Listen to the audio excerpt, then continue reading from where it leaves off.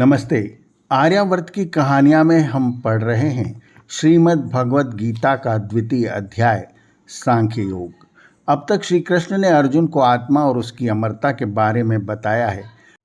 और जब श्री कृष्ण अर्जुन को स्थित प्रज्ञ होने का कहते हैं तो अर्जुन प्रश्न करता है, स्थित प्रज्ञस्य का भाषा समाधिस्थस्य केशव, स्थित धीः किम प्रभाषेत किमासीत व्रजेत किम।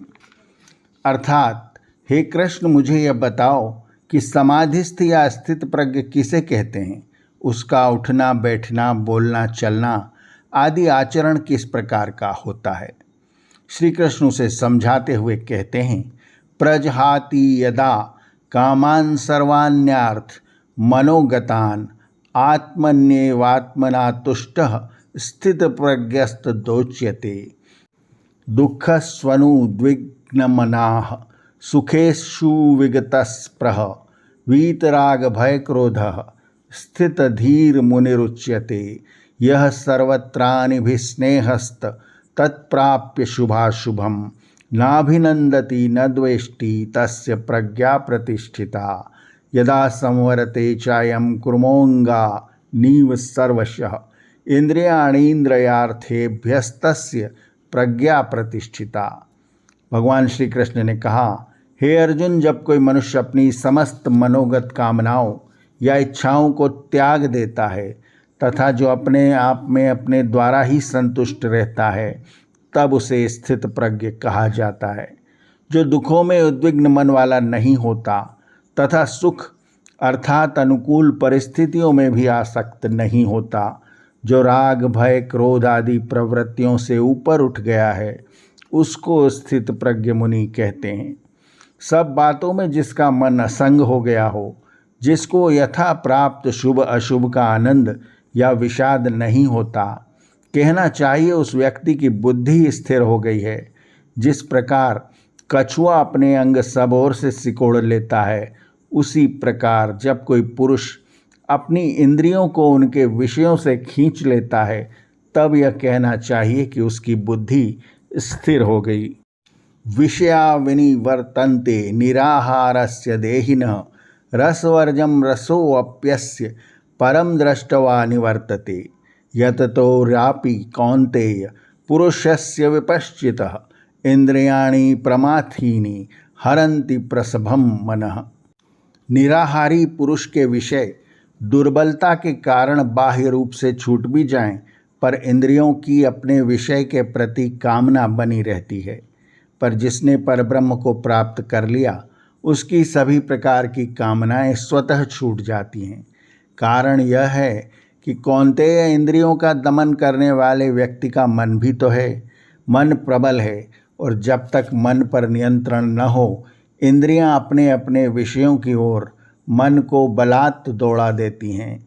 निराहारी रहने से इंद्रियां दुर्बलता के कारण भोग भोगने में अशक्त भले ही हो जाएं, पर विषयों के सेवन की कामना नहीं जाती, बल्कि और भी प्रबल हो जाती है। जब तक मन पर नियंत्रण नहीं हो जाता, इंद्रियों में विषय के प्रति कामना नहीं मिट सकती। गीता का स्पष्ट सिद्धांत है कि शरीर को कष्ट देकर इंद्रिय निग्रह संभव नहीं है, जब तक मनोनिग्रह न पा लिया जाए। नियमित आहार विहार और ब्रह्म ज्ञान ही मनोनिग्रह व इंद्रिय निग्रह का सर्वोत्तम साधन है, क्योंकि छोटा रस बड़ा रस मिलने पर स्वतः ही मिट जाता है। मूल समस्या है कि इंद्रिय विषयों की लालसा कैसे मिटे। इसका उत्तर मनोविश्लेषणवादी तो यह कहकर देते हैं कि इंद्रियों को भोग भोगने देना चाहिए, इससे लालसा मिट जाती है, मनोविकार नहीं होता, व्यक्ति कुंठित नहीं होता। पर गीता का उत्तर है कि इंद्रियों को इंद्रियों के रस से भी ऊंचे रस पर ब्रह्म के रस में लगा देना चाहिए। जब इंद्रियां विषयों से ऊंचे रस में डूब जाएंगी, तब न कुंठा होगी न मनोविकार होगा। तब व्यक्ति ऊंचे रस में डूबकर स्थित प्रज्ञ हो जाएगा। तानि सर्वाणि संयम्य युक्त आसीत मत्परः वशे हि यस्येन्द्रियाणि तस्य प्रज्ञा प्रतिष्ठिता। ध्यायतो विषयानुपुंसः संगस्ते शूप जायते संगा संजायते कामः कामात् क्रोधो अभिजायते। अतएव इन इंद्रियों को संयम द्वारा नियंत्रित कर योग युक्त होकर मत पारायण यानी सदा ब्रह्म में ध्यान अवस्थित होकर रहे।